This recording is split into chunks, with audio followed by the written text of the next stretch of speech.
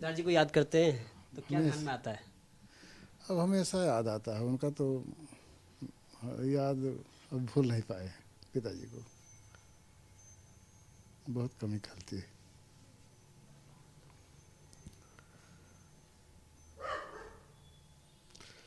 कोई माता पिता को नहीं भूलता है।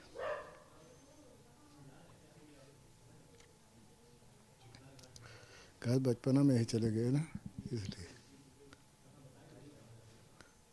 हम 4 भाई थे, सबकी जिम्मेदारी हमारे ऊपर आ गई।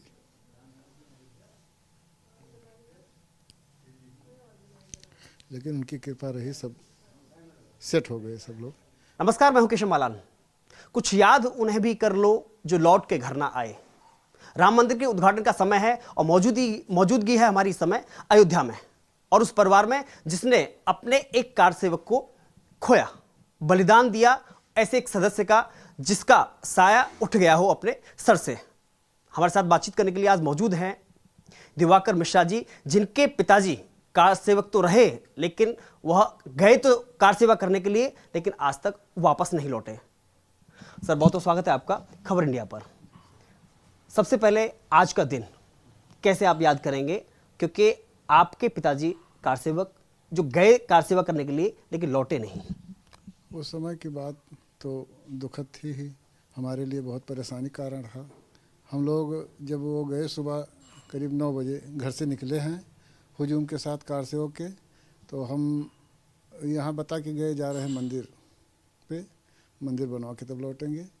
और उसके बाद जब शाम हो गई, सब लोग वापस आने लगे, तो वो नहीं आए। जब तो गए गांव लोगों वालों से पूछा गया जो साथ में गए थे कि भैया पिताजी हमारे कहाँ हैं, तो कहे हमको मिले थे रास्ते में लेकिन पता नहीं है। अब रात में करीब 11-12 बजे तक हम और हमारे चाचा थे, गए खोजे वोजे, पुल पर गए, बड़े सरजू पुल पर। वहाँ पर वो पुलिस वाले जाने नहीं दिए उस पार, कहे उधर नहीं जाने पाओगे, कर्फ्यू लगा है। तो वापस आ गए रात में। फिर सुबह हुई, फिर माताजी हमारी कही नहीं जाओ देखो। तो बड़े हम थे तो हम ही अपना साइकिल द्वारा, अपने था उसी समय साइकिल ही थी हमारे पास, उसी से गए। पुल पर पहुँचे तो वहाँ पर फिर नहीं जाने दिए पुलिस वाले, तो बहुत मिन्नत की उनसे और बहुत हाथ पैर जोड़े, तो उसके बाद जाकर उन्होंने जाने दिया। तो हमारे चाचा एक रहते थे अयोध्या में, तो किराए पर सर्विस करते थे, वो सोचे उनके यहाँ गए होंगे। तो वहाँ पता चला, वहाँ पर पहुँचे जब हम लोग, ये पता चला कि वो लोग 1 महीने से पहले ही अपने ससुराल चले गए हैं, यहाँ पर कोई नहीं है, ताला लगा है। तो वहाँ से हम लोग लौट आए, हमारे चाचा तीसरे नंबर वाले, दोनों लोग आ गए। तो रास्ते में पता चला कि 31 तारीख को पता चला कि उनको गोली लग गई है। तो वहाँ दरोगा जी, थाना इंचार्ज जो थे, वो आए हमारे घर, उन्होंने पास बनवा दिया। प्रधान जी थे हमारे साथ, करीब 7 लोग थे उसमें, उनकी जीप द्वारा आए गए। हम आए यहाँ पे पुल पे, यहाँ बहुत पास वास दिखाए तो जाने मिला। वहाँ गए तो पता चला कि उनकी बॉडी पोस्टमार्टम हाउस जो था वहाँ रखी थी, एक गाड़ी पर अलग और 5 बॉडी अलग रखी थी। तो उन लोगों के परिवार पहुँच गए थे, हम लोग पहुँचे नहीं थे। ये पता चला कि वही होगी आपकी बॉडी। हम गए वहाँ पे तो देखे हाँ वही थे, उनके पेट में गोली लगी थी, गोली इस पार से उस पार हो गई थी। उसके बाद हम लोग लेके आए, कहे कि हमारी दादी जी भी थे, मौजूद थे उस समय। तो ये हुआ कि उनको भी मुंह देखना है। तो आए, करीब बहुत देर तक पुल पर खड़े रहे हम लोग। उसके बाद वो लोग, पुलिस वाले कहे जाने नहीं पाओगे उस पार, यहीं जलाना पड़ेगा आपको, दाह संस्कार यहीं करना पड़ेगा। ये हुआ कि हम लोग रात में नहीं जलाएंगे। तो फिर कुछ देर बाद बैठे रहे हम लोग कि हो सकता मान जाएँ ये लोग, सुबह जला लेंगे, नहीं जाने देंगे। तो उस समय नहीं माने वो लोग। वो एक कोई अधिकारी आया, कहा कि अगर नहीं जलाएंगे आप तो हम छीन को इसको सरयू में फेंक देंगे। मजबूरन हमको रात में जलाना पड़ा। उस समय रात को करीब 1-1:30 बजे फिर अपने घर वापस गए, वहाँ पे दाह संस्कार करके फिर अपना क्रियाक्रम किए उनका। उस समय आपकी उम्र क्या थी? उस समय उम्र हमारी 17 वर्ष थी। आपको जब याद है जब पिताजी घर से जब कार सेवा के लिए आए थे, तो क्या बोल करके और किसको बता करके आए थे? माता जी को ये बताया कि हम मंदिर जा रहे हैं, मंदिर बनेगा, जा रहे हैं, मंदिर बनवा के तब आएंगे, यही बोल के गए थे माता जी से। बड़े हम थे तो अब कुछ कह नहीं सकते थे, उनको रोक भी नहीं सकते थे, कहा सब हुजूम जा रहा था। तो अब वो थे, स्वयं थे, तो कुछ हम लोग कर नहीं सकते थे, इसलिए वो अपना उनका भक्ति था भगवान के प्रति, श्रद्धा थी, इसीलिए वो निकले घर से और फिर वापस नहीं आए। उस समय जब आप अयोध्या आए थे, जब पिताजी की तलाश में आए, जब माताजी ने आपको भेजा, तो उस समय अयोध्या का माहौल क्या था और कैसा था? पूरा कर्फ्यू लगा था, कोई खाली पुलिस वाले दिखाई पड़ते थे और कोई दिखाई नहीं पड़ता था उस समय। उस समय कोई आदमी बाहर ही नहीं दिखाई पड़ता। उस समय डर लगा था कि पता नहीं क्या होगा, क्या होने वाला है, कुछ मालूम था नहीं उनके बारे में। जब तक कोई सूचना मिली नहीं थी तो हम लोग अंदाज़ा ही लगा सकते थे कि यहाँ होंगे वहाँ होंगे, हो सकता है आज लौट के आए, कल लौट के आए। नहीं आए, तब जब वहाँ देखे कर्फ्यू लगा है तो उसके बाद हम लोग चले आए। हुआ वहाँ नहीं है तो हम लोग चलो कहे हो सकता घर गए हों लौट के वापस किसी तरह। तो जब यहाँ आए, रास्ते में कुछ दूर रहेगा हमारा घर, तब वहाँ पता चला कि उनको गोली लग गई है और वहाँ से आया है, वहाँ सूचना मिली है। तो हम लोग आए घर पे, तो पास बना 7 लोगों का, सब लोग गए वहाँ पे अयोध्या। फिर आए वहाँ से पोस्टमार्टम हाउस से अपना उनका बॉडी लिए, दाह संस्कार के लिए निकले। उसके बाद वो पुल पे बाद में जाने नहीं दिया वो। अभी जब अयोध्या की गलियों में घूमते हैं तो हर तरफ जय श्री राम के नारे सुनाई देते हैं, या आपस में अभिवादन करते में जय श्री राम प्रयोग करते हैं। क्या उस समय जब आप अयोध्या आए थे तो यह बोलना सामान्य था, या उस समय कोई नहीं बोलता था और ना कोई मिला कि जय श्री राम का नारा लगे या कुछ हो। उस समय माहौल दूसरा था, कर्फ्यू लगा था, किसी से मुलाकात हो नहीं पाती थी। अब वो एक डर जैसा माहौल हो गया था ना, गोली चल गई थी। क्या उस समय की सरकार के समय में जय श्री राम बोलने का या अभिवादन के तौर पर भी बोलने का गुनाह बन गया था? जय श्री राम बोलना या तो नारे के साथ में, या अभिवादन जैसे राम राम करते हैं। कार से लोग जय श्री राम तो बोलते ही थे, उस समय भी बोलते थे। बाहर जो नहीं थे, जाने पाए थे, वो जय श्री राम का नारा लगाते ही थे सब लोग। जिसके अंदर था वो तो जय श्री राम कहेगा ही, कहता था अपना। लेकिन गोलियां जो चलाई गई वो इसीलिए चलाई गई ना कि उन्होंने जय श्री राम का नारा लगाया, या वो कानून व्यवस्था को। हाँ, कानून व्यवस्था ना खराब हो, इसलिए जय श्री राम का नारा इस पार लगा देते, उस पार अपना जब नहीं वो हुआ, ये हुआ गोली चला दो, गोली चल गई वहाँ पे। अब इनको उसी में भगदड़ हुई, कुछ हुआ, पथराव हुआ, कुछ लोग अपना आगे निकल गए और कुछ लोग को वहीं गोली लग गई, पुल पे लग गई। लेकिन उस घटना के बाद में, उसके बाद में लगातार आंदोलन चलते रहे राम मंदिर निर्माण के लिए। आंदोलन तो चलता ही रहा, बराबर चलता रहा आंदोलन। हाँ, उसका आंदोलन कभी बंद ही नहीं हुआ। उसमें आपके परिवार की कितनी सहभागिता रही उसके बाद में? क्या दूरी बनाई आपके परिवार ने इस तरह के आंदोलन में शामिल होने के लिए, या फिर लगातार राम मंदिर के निर्माण की सक्रियता में आप लगे रहे? दूरी नहीं बनी, हम लोगों के भाव भगवान के प्रति वही था कि मंदिर बन जाए। अब उनका वो तो चले गए, लेकिन उनका सपना साकार हो जाए, अंदर से भाव यही था हम लोगों का। जहाँ होता था वहाँ जाते भी थे हम लोग, करते भी थे जो हो पाता था, लेकिन भाव यही था कि भगवान के मंदिर में उनकी आत्मा को संतोष हो, पहुँचे, जहाँ भी हो अपना। लेकिन आज भगवान राम का भव्य मंदिर बन रहा है, तो लग रहा है कि आत्मा को शांति मिलेगी।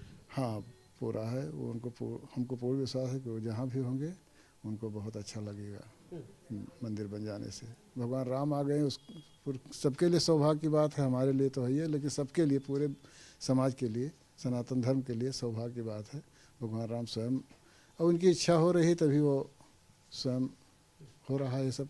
सोचा था कि उम्मीद जो सपना देखा था वो पूरा हो पाएगा, क्योंकि इतना लंबा वक्त बीता कि दशकों बीतते चले गए। जी, बस यही अंदाज़ा लगाया जा सकता था कि हो सकता कभी बन जाए, बस यही था। लेकिन यही सोचते थे जब उनकी कृपा होगी तभी होगा कुछ। जब तक उनकी कृपा नहीं है किसी के ऊपर, तब तक अपना घर बनाइए, तब भी उनको याद करिए तभी अपना घर बनता है। तो उनको स्वयं का था, उनकी कृपा हो गई, बन गया, सब व्यवस्था बन गई, उसी तरह सरकार आ गई, सब बन गया, सब कुछ हो गया। इस घटना के बाद में आप मंदिर दर्शन करने के लिए जब रामलला टेंट में थे, विराजमान थे, तो कितनी बार लगभग आना जाना रहा? काफ़ी बार गए हैं, गिनती नहीं बता पाएंगे, लेकिन गए हैं, दर्शन करते थे बराबर। दर्शन करते समय या टेंट में जब विराजमान रामलला को देखा आपने, तो उस समय क्या उनसे मांग करते थे, प्रार्थना करते थे, या फिर क्या मन में ख्याल रहता था? अब मन में दर्शन करने का ख्याल रहता है। हाँ, सही बात, तो दर्शन, उनका किसी प्रकार दर्शन मिल जाए, बस दर्शन मिल जाए भगवान का, बस ये तो। उसके बाद में 3 घटनाएं जिसमें सुप्रीम कोर्ट का आदेश आना, फैसला आना उसमें, और उसके बाद में अभी मंदिर का शिलान्यास जो हुआ था, और अब तीसरा उद्घाटन की तैयारी है। तीनों में खुशी के अवसर कैसे ढूंढते हैं? बहुत अच्छा था, बहुत अच्छी खुशी थी, और आप मीडिया वाले आप लोग चाहते भी थे, हम सब संपर्क में थे हम लोग। हाँ, बहुत खुशी है उसी तभी से तो खुशी वो होगा कि अब हो जाएगा, पूरा हो जाएगा सपना, तभी से तो उम्मीद जगी ज़्यादा। जब आदेश आ गया माननीय कोर्ट का तब ये इसीलिए। अभी मंदिर उद्घाटन होने वाला है, तो आपकी क्या उसमें सहभागिता रहेगी? आप पहले जाएंगे या बाद में जाएंगे या उसी दिन जाएंगे? नहीं, कार्ड मिला है, भगवान का न्योता आया है, आया है। आया मिल गया है। माननीय श्री महेश जी दे गए हैं, संघ प्रमुख कोई है, संघ उद्घाटन कार्यक्रम का निमंत्रण मिल गया है। मिल गया। हाँ, यहीं पे आए थे हमारे घर। एक बार जरा कार्ड दिखाएंगे, क्योंकि ये बहुत बड़ी बात है कि कार सेवक आपके पिताजी रहे और खुद उन्होंने बलिदान दिया इसके लिए, तो आपको वरीयता के साथ में निमंत्रण मिला है। जी, बहुत बहुत बड़ी सौभाग्य की बात है, ये पिताजी की कृपा है, भगवान की कृपा है। अब आज अगर पूछे गए तो खाली पिताजी के नाते, हम कौन है 140 करोड़ जनता में हम क्या हैं, लेकिन उनका बलिदान था भगवान के प्रति। भगवान जब याद आए तो हम लोग भी याद आए, जब भगवान को सब याद किए तो हमको भी याद किए, तो बहुत अच्छा लग रहा है। मानते हैं कि वो बलिदान आज कारगर साबित हुआ, और एक ये राम मंदिर का जी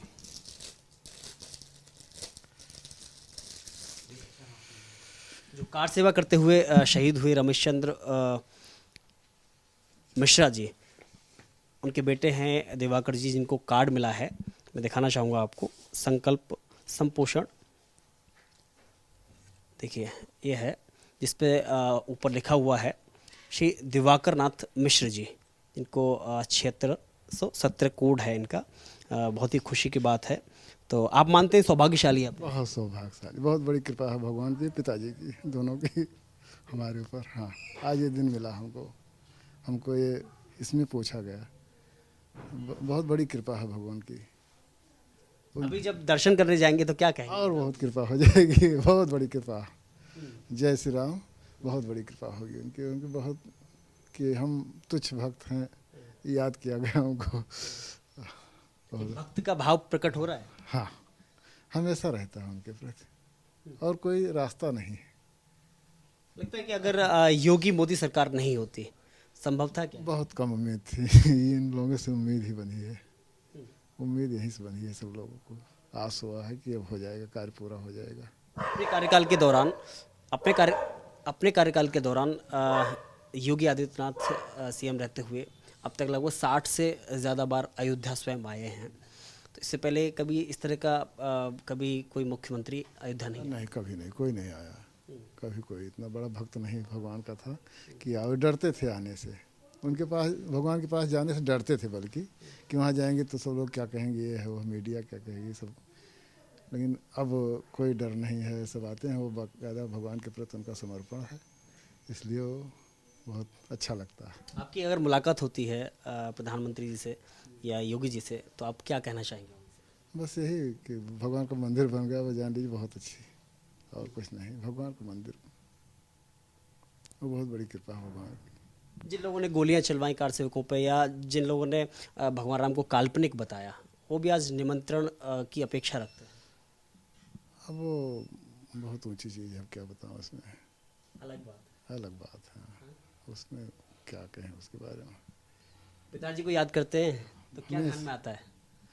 अब हमेशा याद आता है उनका, तो याद अब भूल नहीं पाए पिताजी को, बहुत कमी खलती है।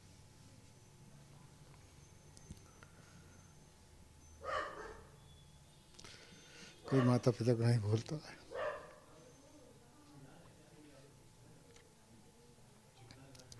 कहा बचपना में ही चले गए ना, इसलिए। हम 4 भाई थे, सबकी जिम्मेदारी हमारे ऊपर आ गई।